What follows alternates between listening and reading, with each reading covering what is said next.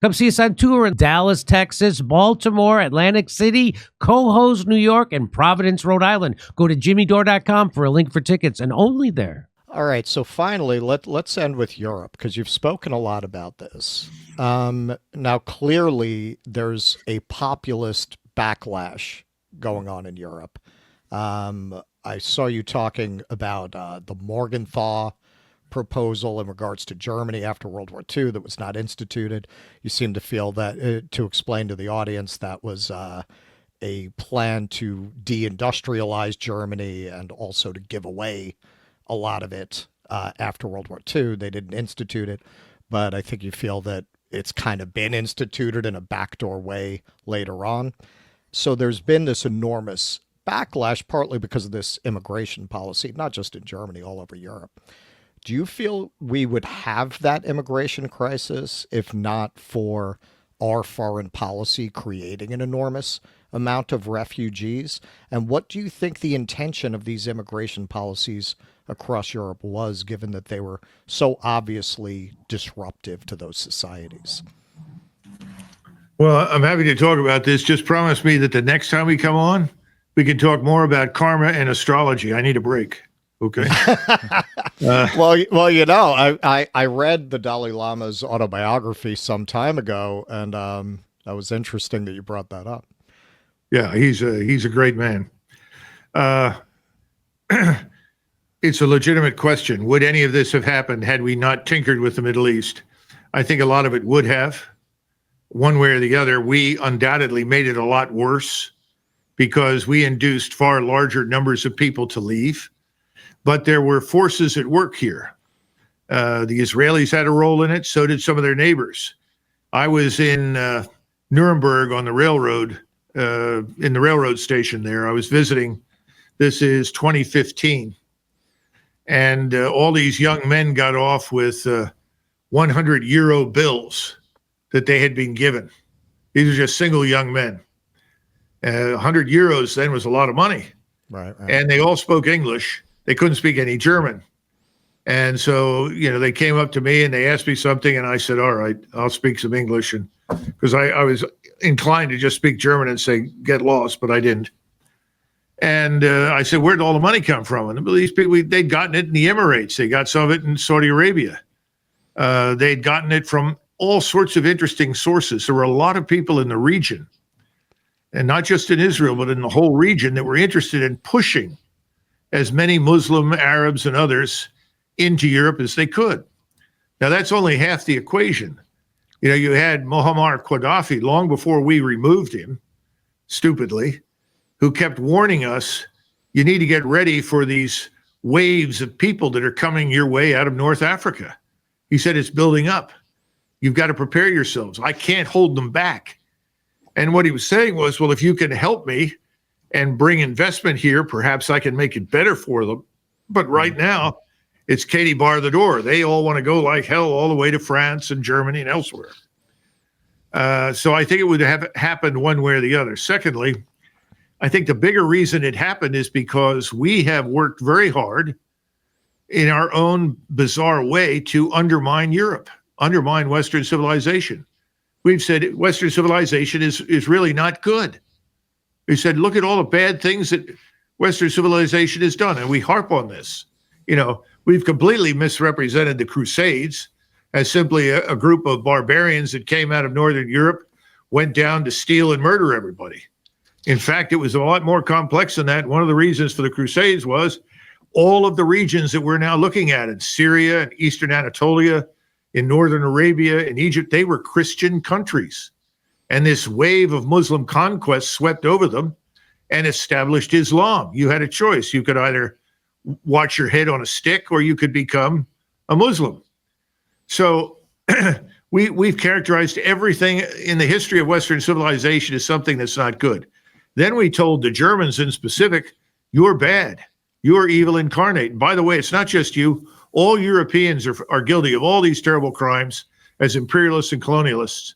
So you have to prostrate yourself in front of all these people who are not Europeans, who have no intention of becoming Europeans, who can't be Europeans, who hate Europe and hate Christianity and hate your world.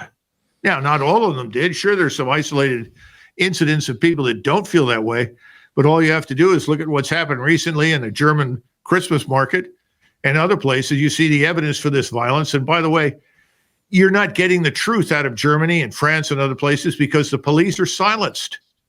Chiefs of police in Germany have been removed for insisting on reporting the rapes of little boys all over Germany. No, you can't report that. Why? Well, if you report that, the population will be enraged. Well, welcome.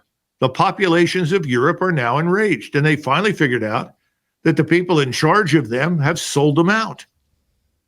I think we're going to face a similar phenomenon here. I mean, who voted for open borders? I always ask that question. Did we have a plebiscite on opening our borders? Were there decisions made at the state level to open borders? I'm not aware of it. And people look at me and said, ha, ha, ha. Well, yeah, I'm an American. Nobody asked me. I don't want open borders. So I think we're going to face something very similar here in this country quite soon. And I would argue that the first thing that Donald Trump needs to do is get out of these places overseas, disengage, de-escalate. The war is here now. It's the war for the survival of our republic and the American people who constitute the republic. We've got to save it. Put the troops on the border. Get them out of Poland and Lithuania. Put them on the border. Texas, Arizona, New Mexico, California. We need them there. And then we need to strengthen our police, and we need to strengthen the laws. We need to back them up. I mean, I run into policemen all the time that are leaving.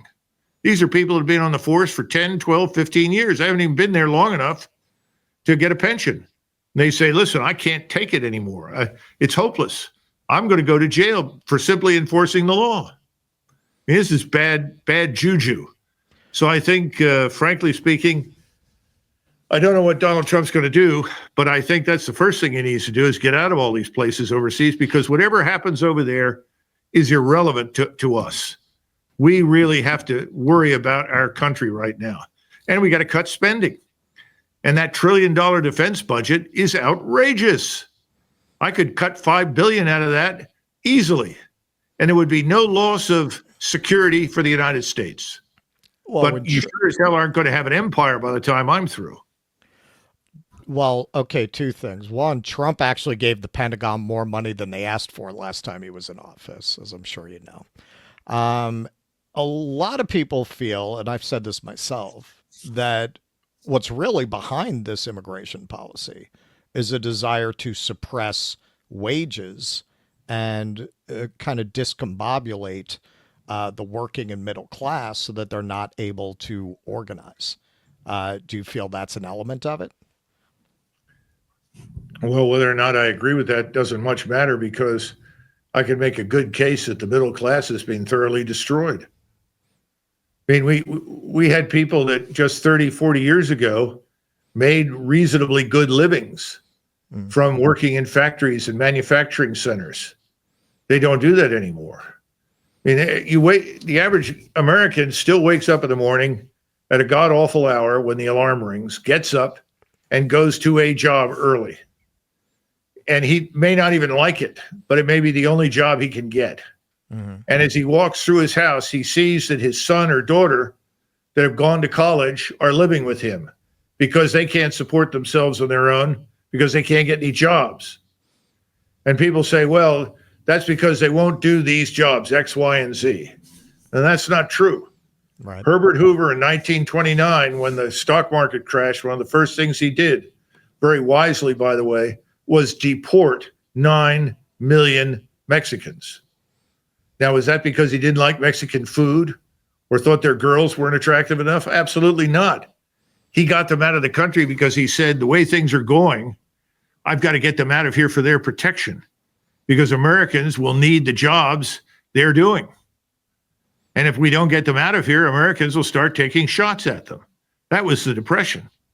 Now, I don't know what the future holds for us, but I know that tens of millions of illegals are an enormous fiscal burden on the American people. Anybody who says otherwise is just lying through their teeth. You go to the hospitals, go to the emergency rooms.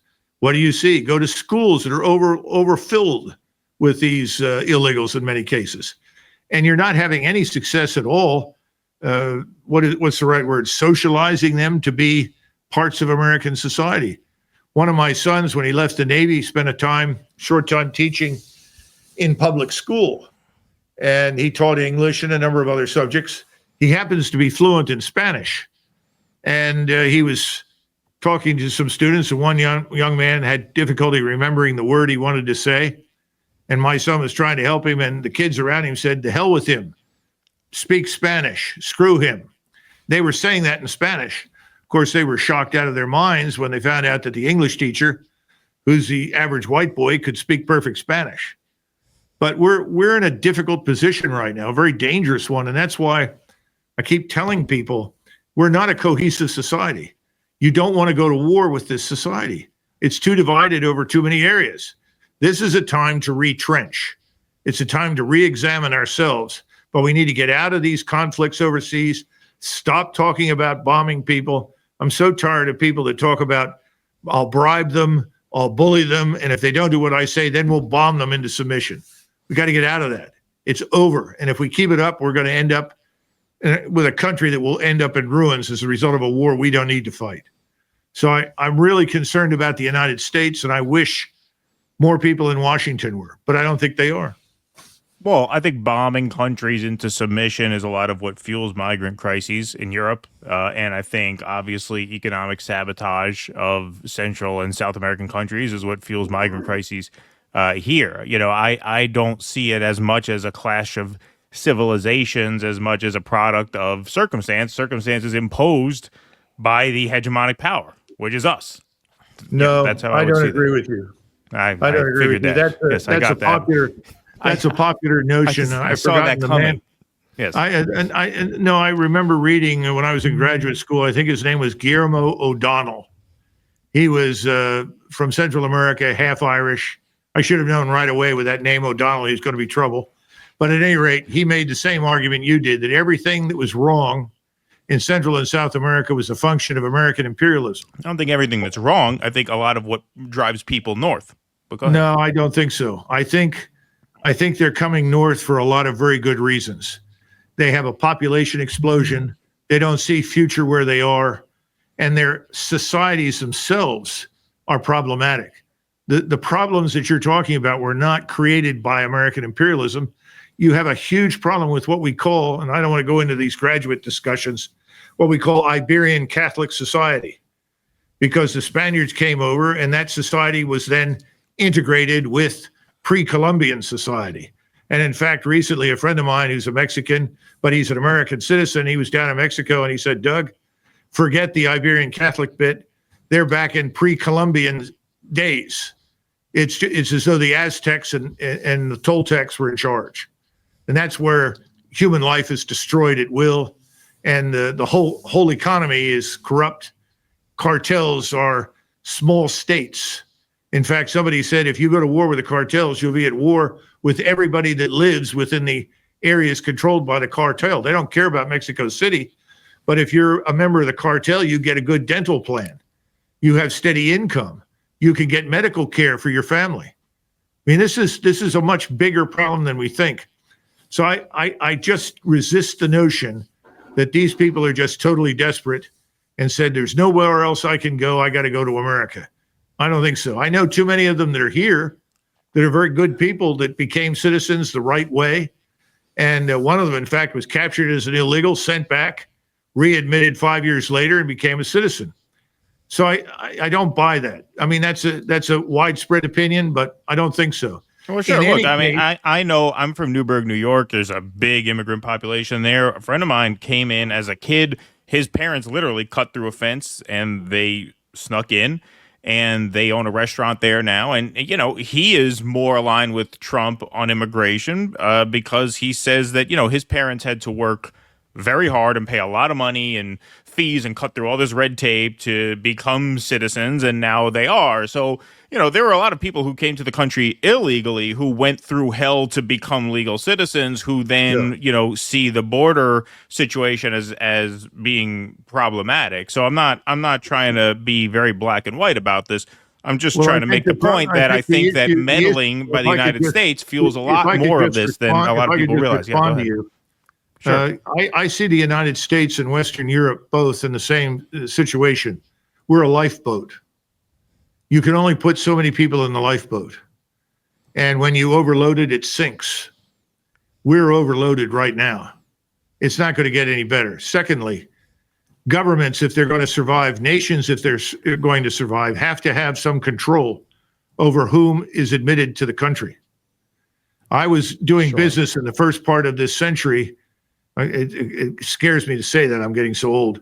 But I was in 2004, 2005, 6, and 7 in London and Vienna regularly, and then went to Prague and a number of other cities. But I was always struck by the fact that there were people, Europeans there, who spoke excellent English and were very well educated, waiting on tables in London that came from many countries in Eastern Europe because they could not get into the United States, and they would not break the law. I knew Austrians and Italians, same thing. They wanted to come to the United States. They were educated, skilled. They could not get in because they would not break the law. And so we had this terrible thing called a lottery run out of embassies. And you put your name in, and it would be thousands of people in that lottery, and they'd pull one out every month. That's no way to run the system.